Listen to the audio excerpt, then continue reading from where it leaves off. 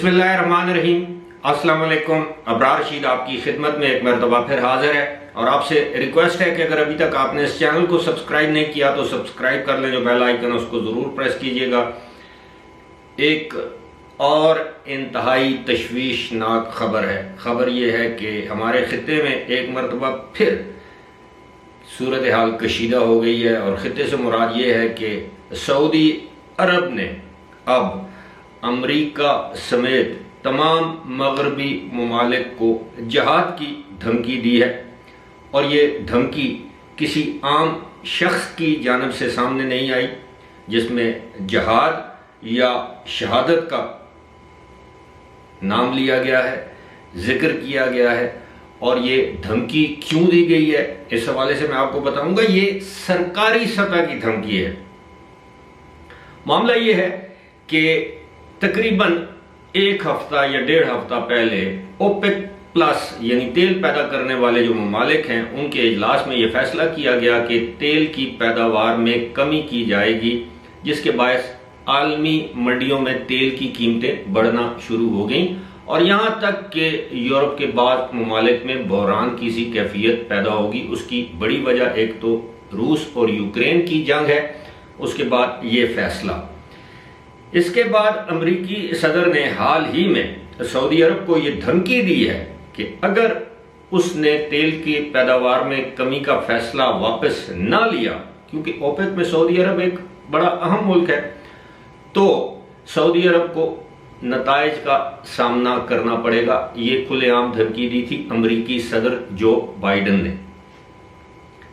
اس کے بعد آج ہی سعودی عرب کے ایک شہزادے، جو کہ سعودی عرب کے جو ولی عہد ہیں، بلکہ در حقیقت اس وقت حکمران ہیں، محمد بن سلمان، ان کے چچا زاد بھائی ہیں اور اعلیٰ حکومتی عہدے پر فائز ہیں، انہوں نے میڈیا سے بات کرتے ہوئے یہ کہا، اور ان کا نام ہے سعود الشالان۔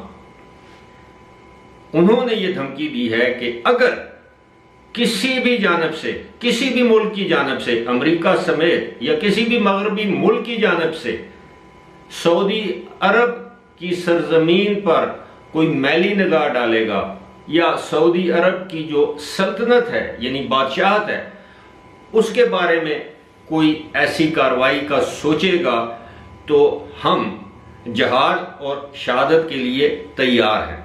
Anybody that challenges the existence of this country and this kingdom, all of us, we are projects of jihad and martyrdom. یہ پہلی مرتبہ ہے، یاد رہے کہ حالیہ تاریخ میں یہ پہلی مرتبہ ہے کہ سعودی عرب کے حکمران خاندان کے ایک اہم شخص کی جانب سے جہاد یا شہادت کی بات کی گئی ہو۔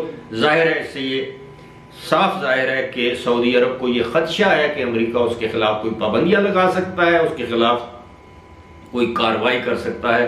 کارروائی مختلف قسم کی ہو سکتی ہے، اور یہی وجہ ہے کہ آج حکومت پاکستان نے بھی سعودی عرب کا کھل کر ساتھ دینے کا اعادہ کیا ہے۔ پاکستان کے دفتر خارجہ نے کہا ہے کہ پاکستان سعودی عرب کے ساتھ کھڑا ہے، کھڑا تھا اور کھڑا رہے۔ اب اس سے آپ سمجھ سکتے ہیں کہ معاملہ کس قدر سنگین ہو چکا ہے کہ سعودی عرب اور امریکہ، جن کو یہ سمجھا جا رہا تھا کہ یک جان اور دو قالب ہیں، حال ہی میں جب امریکی صدر نے دورہ کیا تھا سعودی عرب کا، تو یہی سمجھا جا رہا تھا کہ دونوں میں برف پگھلنے لگی ہے، دوبارہ حالات بہتری کی طرف جا رہے ہیں، بلکہ یہاں تک کہ سعودی عرب کو تو امریکہ کا بغل بچہ قرار دیا جا رہا تھا۔ ایران اس خطے میں واحد ملک تھا جو امریکہ کی کھل کر مخالفت کر رہا تھا، لیکن اب دیکھیں کہ جب ملکوں کے مفاد آ جائیں تو پھر کوئی ملک جو ہے وہ اپنا مفاد داؤ پر لگانے کے لیے تیار نہیں ہوتا۔ اب دیکھنا یہ ہے کہ اس پورے معاملے کا جو اثر ہے وہ مڈل ایسٹ پر کیا ہوگا، خاص طور پر اب یو اے ای، جو کہ اب تک جو ہے وہ درمیانہ راستہ اپنائے ہوئے ہے، وہ خود اوپیک کا ممبر ہے۔ اب دیکھنا یہ ہے کہ یو اے ای کی جانب سے کیا موقف سامنے آتا ہے۔ کیا یو اے ای بھی یعنی متحدہ عرب امارات بھی کھل کر سعودی عرب کا ساتھ دے گا، یا فی الحال خاموشی اختیار کرے گا؟ اور فی الحال مجھے دیجیے اجازت، خدا حافظ۔